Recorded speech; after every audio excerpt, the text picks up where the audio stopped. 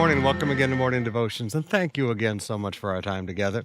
We're again standing here in the midst of the ruins of Bethshan, a great city, but a great city that Jesus never hung out in because he was not looking for the nightlife. He was not looking to engage the culture.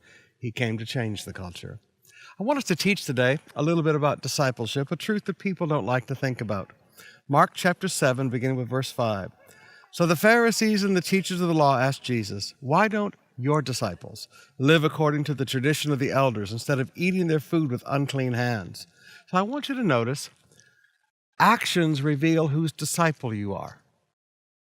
Actions reveal whose disciple you are.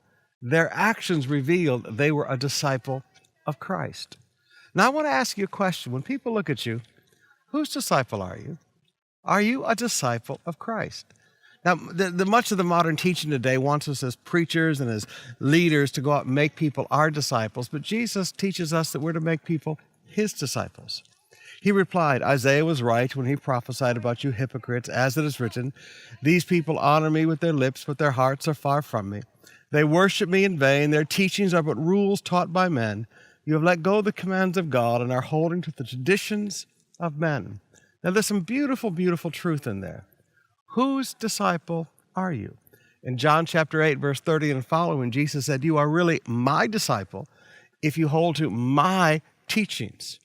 Now, let me say that again. You are really my disciple if you hold to my teachings. So whose disciple are you? Whose teachings do you hold to? Do you hold to the teachings that are rules taught by men? Then you're not his disciple. Whose commands do you follow? Do you hold on to the traditions of men, or do you hold on to the commands of God?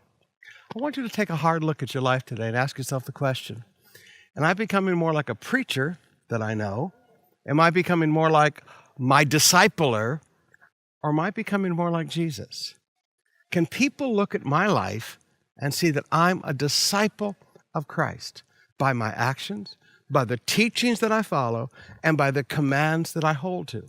Now, I know this is very simplistic, but in this world of extreme unbiblical discipleship, maybe we need to come back to the simple truth.